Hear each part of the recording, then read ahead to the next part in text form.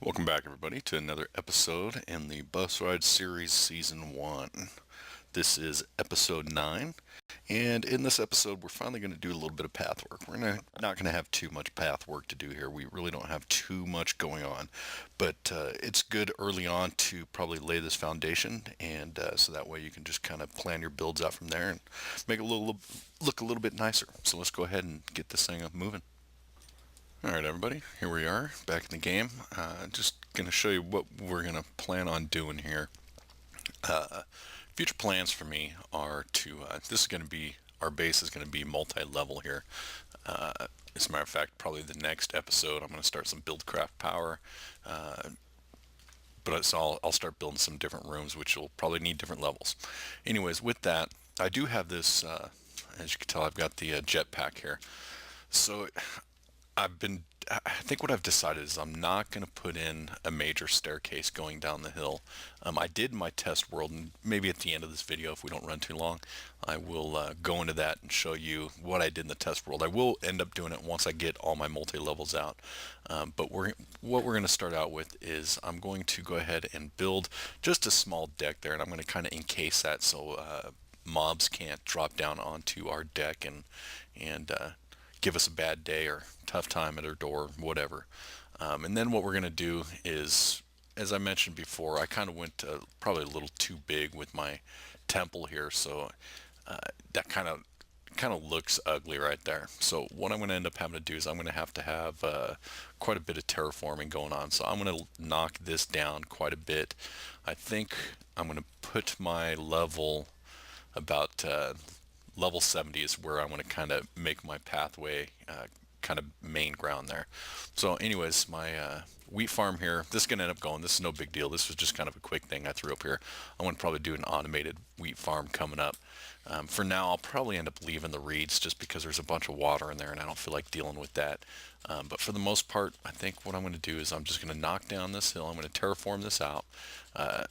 I'm not going to make it completely level here, but I'm going to have to push this back so we can put our path in down here, and just try to make it look as natural as possible. Like I said, I'll probably end up sticking with like a level 70, 70-ish, we'll see, 69 or 70. Let me go ahead and do the terraforming first, just to kind of get this out of the way, and then we'll go ahead and start laying, show you what I'm going to do for the deck up here, and then we'll move on to the path. So let me go ahead and do some terraforming here. Pretty much done with my terraforming here. I may end up touching up on it a little bit down the road, but this is definitely good enough.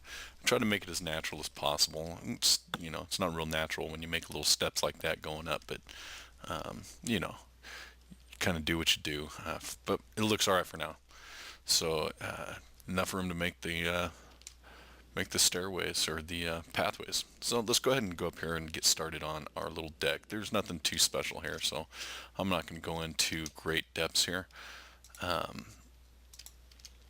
just going to stick with the same material that I started with for now. Like I said, eventually I may end up switching all this out and for something a little bit different. We'll have to see whether it's a different kind of wood once I get the forestry trees going, or something else. Who knows?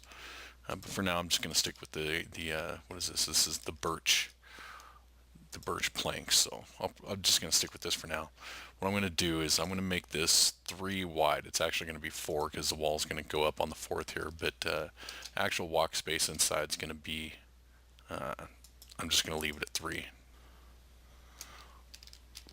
One thing I'm going to end up doing here is, you don't have to do it on yours, I don't have any glass, is I'm going to put in a little like observation booth. I originally when I was trying to design this, I thought, maybe like a little French window or something up here, but that really kind of looked funky the way I did that.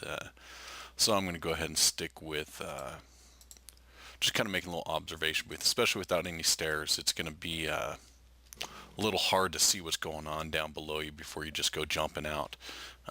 So what I'm going to go ahead and do here is I'm just going to make it probably a 3 by 3 here.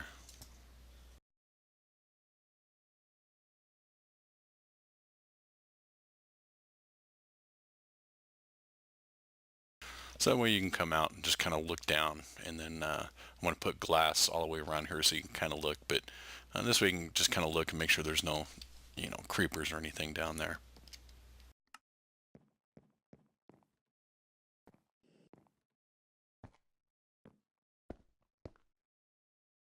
So I'm going to take a minute here and talk to you guys while I'm doing this here. Talk to you about 1.7. We will eventually be updating to 1.7. I just put out the video the other day on upgrading to 1.6.4, which is the current version that I'm using. 1.7, in the 1.7 update, Minecraft, Mojang in particular, they really updated. They're very try to be mod friendly. They're really kind of letting modders do what they want to add content to the game, and which is great. And they're working on trying to make it a little bit easier and a little more what's the word I'm looking for? Where everybody's kind of using, following the same guidelines. I can't think of the word what I'm thinking of here, but anyways, so they changed, in their words, they updated like a half or like a million lines of code. So that's a lot of code. So ultimately, what we're waiting for to update to the 1.7 is before any of the mod creators can update, they need Minecraft Forge. Well, what Minecraft Forge needs is it's called, and if you look in your mods folder or at the beginning of the game when you select mods, you'll see Minecraft Coder Pack. It's usually the first one to pop up there. And Minecraft Coder Pack, what they do is they go through and they deobfuscate the Minecraft files, and they're really the ones who make it possible for Forge to go through and make the coding really user friendly for the mod creators. And without Forge, we can't create mods. So it's just kind of a waiting game. We're waiting for MCP to finish their work, and I'm keeping up on it, and they're making pretty good progress on it. But even after Forge is able to update, MCP and Forge are able to update their files and get it ready for the rest of us to start coding the mods. Once they do that, the mod creators will actually then have to update their stuff. Nobody's really updating any of their mods right at this point because we're waiting to find out, and it's a decent amount of stuff that Minecraft has updated to their files. So it's, according to Lex Manos, who is one of the main Forge guys, it's probably going to be close to December really before we see anything come out from any of our favorite mods, which includes the ones I use, Buildcraft and Forestry. So really don't expect that any big changes for that for a while. So maybe around Christmas time, hopefully before, I will go ahead and update to 1.7, and as well as anybody else who's uses mods, it's going to probably be about then. Nobody's going to be able to update who wants to use mods. Now you can go ahead and go play 1.7 even with these mods installed, but it's not going to be you just won't be able to use any mods. You won't hurt these game files. Just don't try to load one of these game files in 1.7 without the mods installed, because you'll break your worlds. And hopefully when we get to that point of updating, our worlds won't break. Well, we won't know until we actually get to that point. So expect some changes, and hopefully we can keep this going. That's why I'm a little hesitant on getting too far on this. I'm just anxious. The world really shouldn't break, because that's really was the purpose of 1.6.4, was to ensure that things were going to stay the same. It kind of, if you watched my last episode on updating 1.6.4, I kind of talked about it. This is just kind of to map. You need to go around, if you haven't done so yet, you need to go around to any place you've already visited and remap your world. and that way, when you do finally update, your world shouldn't break. The main points of emphasis that they want you to focus on when remapping your world is going to any places, the Nether, go to your dungeons, any dungeons you found. If you found any dungeons on the overworld, go to those, and just kind of you'll just kind of remap it. So that'll help you out when we do that, and we'll see how that goes. But all right, so this is pretty much it. This is all I'm going to do with this for right now. Like I said, what I'm going to end up doing, since I've got the jetpack, I'm just going to leave it like this. Right, we're going to put up some torches up there so mobs don't spawn up there. But eventually I will end up, and I'll show you here in a minute what I did in the test world. But for now, I'm just going to leave it like that. If I wanted to make this look a little more realistic, I maybe put up some pillars to come down to give it some support, and I may end up doing that. I'm not going to bore you with that with this right now, because we still got to get to pathways. But see, this way, no mob's going to be able to get up here. Wrong tool for this, but you know, I could still get up here. No mob's going to get up here, and then go in here. And then if you want to, I may end up changing this too. I may end up putting up a glass ceiling, or maybe making some reinforced glass and doing that. That way, because mobs are going to end up getting on top of here, and then at least with the glass, you can see what's up there, and know if they're going to come falling off at you when you come out. But that's pretty much it. I think it looks okay. Like I said, we'll build out more here in a minute. At a later date, once we start extending the base a little bit more and make it further down. And the staircase, I may end up making it, an internal staircase. We'll see how it goes. We'll play it by ear. But I think that's a good start to get it going. And it's finally nice to have a little deck there to be able to get into the base. All right, so let's go ahead and let's get started on this pathway. So the block I'm going to use here is, and you can use whatever you want for your pathways, but I'm going to use the stone brick. I think for pathways, I think they're going to actually look all right. So I'm going to stick with those for now. When you're making your paths, think about the area of town you're in, I guess, because you kind of want things to blend in depending on what, if it's a rich district or poor district, whatever.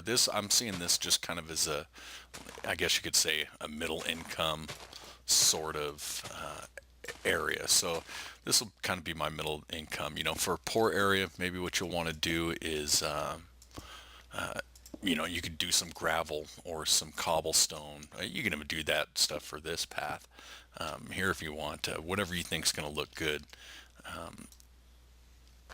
And then when you get into other areas, when you go from a poor district to a rich district, then you just kind of blend your bricks, and we'll get into that because eventually we'll reach that point. But you just kind of blend them in and oops, wrong one. Just kind of blend everything in, and it's really not too difficult here. So I'm going to go ahead and speed through this real quick because we're already about 15 minutes into this, and I don't want to bore you guys to death. So let me speed through this, and then we'll just touch on some of the points that need to be touched on.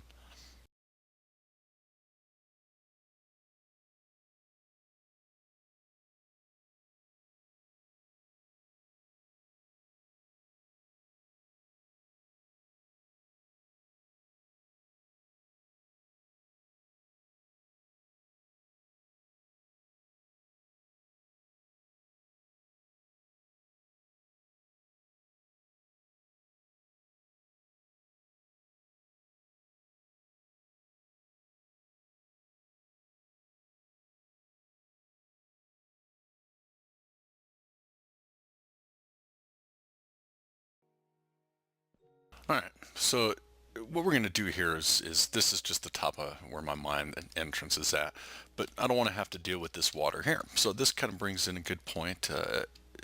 little segue to be able to show you how to do some corners here. It's pretty basic, but right, we're doing our path 3 wide. Like I mentioned in one of my earlier videos, we want to try to make things odd block. They just seem to be easier to work with. So we're going to do 3 on the pathway here.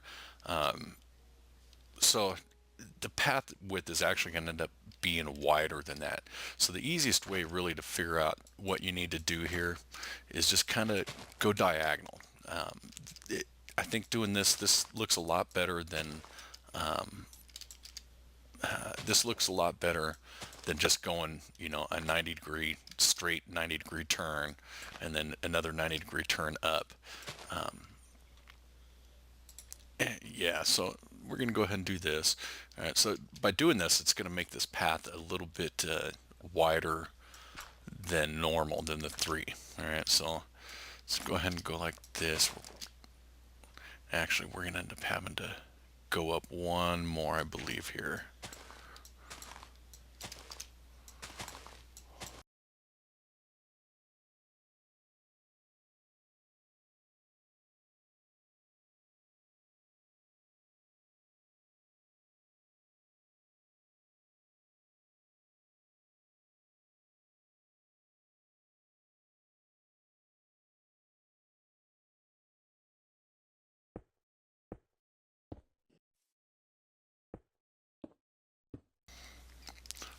All right, as you can see there, it really kind of just looks natural doing it like this. It doesn't, even though these are actually, here's what, 1, 2, 3, 4, there's 5 wide, 5 wide. These are all pretty much 5 wide going across. But when you look at it this way from a diagonal, it's only 3 blocks wide diagonally. See, there's 1, there's 2, and then there's 3. So it still keeps the 3 pattern going on, even though it's 5 wide, and it looks nice and smooth. And then you come around here, and then bam, it just kind of blends right back into a 3 by. So the only thing is we're running a little bit long on time, so I'm not going to go through all this. I'll probably just bust it out real fast and pause it and bust through it real fast. The only thing it's going to be, and I'll show you when I do that, is when we did this doorway, we did this 4 wide, and this is why I talk about making trying to make everything even. And we could have made this a little bit wider if we wanted to, and did 5 here or 7 here, or even a 3-way entrance, but we did 4 when I did the layout on this. It just kind of, that's the way my math worked out. So I'll show you when we get to it. There's really no easy way to transition this in, so I'll probably just end up doing a 4 wide walkway to meet up with the main pathway. But I'll show you what that looks like. So I'm going to pause this and finish building this path out. All right, I just want to show you guys here real quick how we're going to stagger these stairs coming down. I don't want to use normal staircases. They just, I don't think, look as good, especially out here in the middle of nowhere. Sometimes you got to use them if you got a really steep drop off. But what we're going to do is we're just going to take some half slabs of whatever it is you're using, and we're just going to stagger between half slabs and full brick here, and it'll create a nice little staircase coming up for you. So we're going to go down here. This is going to be our floor, so I'll finish off with the half slab here, and then just finish your walkway out like normal. And we're going to do this on I didn't do this on the other side where we started at, but I will. So, but I just want to show you this. I'll be back in just a minute. Alright, so I finished this out here. I want to show you guys this. See, this is 4 wide. What we could have done, really, if we wanted to make that a little bit less, was we could have made this 90-degree turn here, come over a little bit further, maybe right to here. So that way when we came down, there was only a little bit of pathway that was 4 wide.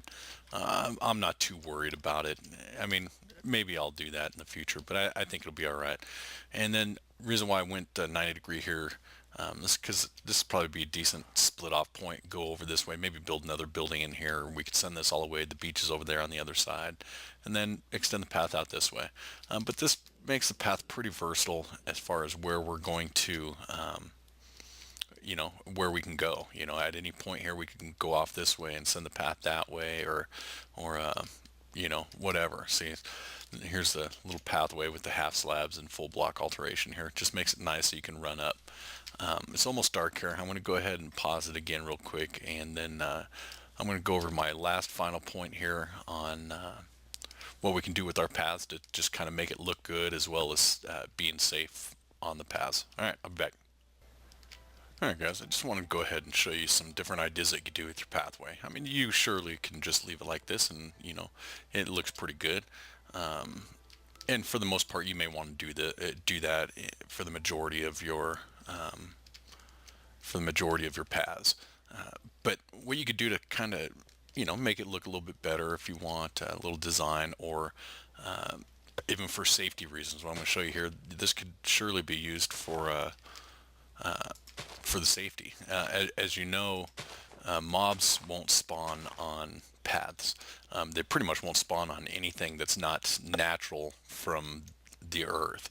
If you lay cobblestone, or I mean, if you lay natural stone or lay dirt, they'll spawn there. But if you lay something that you crafted, like these bricks, they won't spawn there.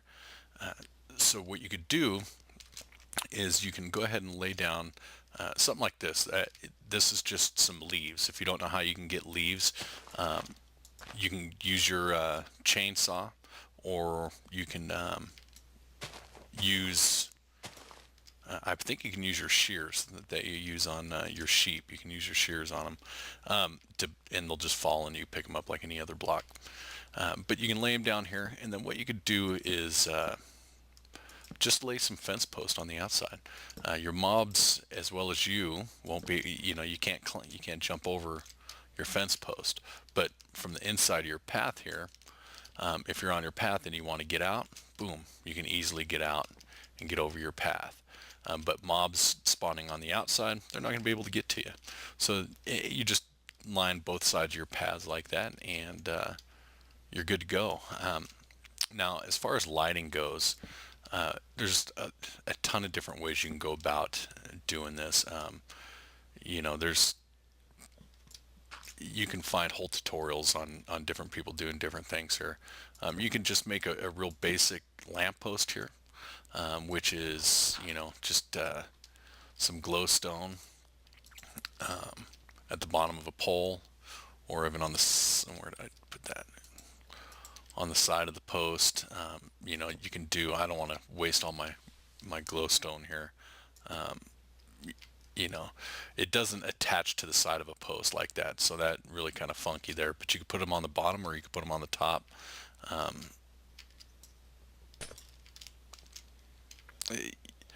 Make them up a little bit higher. I'm just kind of showing you here. Some other things that people do is, they put it like on the top of here. Then they grab some trapdoors. You can grab some trapdoors. Now, with this texture pack, this isn't going to work. Oops. This isn't going to work with these, with this texture pack, because these, you can't see through these trapdoors. But the other ones, the vanilla Minecraft, you can see through these. A lot of people do these, and they look pretty good. I'm not a big fan of them, because you can't really cover the top, which is okay, I suppose. I mean, they still give you light, but the vanilla, you can see through the trapdoor there. So, if you need some extra light, you can pop them down. But and those work all right. What I'm probably going to end up doing here, though, is I've already kind of laid this out. That's why there's a dirt here. Is I'm going to I'll probably just end up using some redstone lamps. All right, and I'm going to hook them up to a daylight sensor, and I'll show you what that's all about here. All right, what I'll end up doing, I already got all this laid out here. I just got some redstone going down, and then right in the middle of the path, I've got a redstone torch. So I've got a lamp here. I'm just going to set the lamp. What I'll end up doing, because these are brighter than the glowstone blocks, but I'll just end up doing this every 7 or 8 blocks down, maybe even 10 blocks. I haven't calculated out its light path yet, but it's lit up right now and it's daylight. You don't necessarily need it lit up right now. So if you want to control it, just wherever you want, take a daylight sensor and set it up there. See, so our lamp shut off here. This just with the light hits it, it activates our redstone. The redstone comes down, hits our torch, shuts our torch off, and then there's that. So, and when it gets dark, I don't know, maybe I'll pop back real quick. I'll pause it and come back when it gets dark. But that's pretty much it. It'll turn on and light up your paths, and you don't have to worry about not being able to see where you're going. So that's pretty much it for this little tutorial, or I guess it's not a tutorial, for this episode.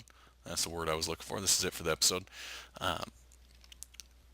What I'm going to do here is, I just started this out. You could see I went out an extra block right here. I'm just going to take this path 3 wide like the rest of it, and I'm just going to go around and I'm going to go around the entire temple that way with the 3 paths. But I figured to just kind of ease the corners in, I came out, I came down off this step 3, 4, and then let the path go out, and I did that. So wherever the path comes in, junctures in, I'll probably do that everywhere. Whether I make a T in the road, I'll probably do something similar to that.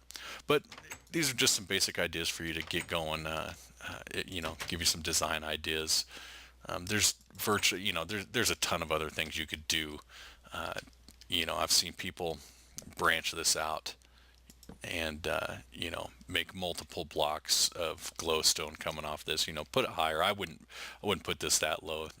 I was just kind of going through it real fast, but like I said, this will probably be the way I'm going. So I hope you guys enjoyed this tutorial, and if you're new to the channel, go ahead and subscribe. If you've already subscribed, then welcome. I appreciate it. And go ahead and mash that like button. It always helps me out, gets my rankings up there a little bit, so my videos get seen a little bit more. If you know anybody who might like this video or could benefit from it, then go ahead and share it with them. Post it on your Facebook. Do whatever you want with this video. I would appreciate it. A little recognition. And other than that, I hope you guys have a good one, and I'll see you in the next one.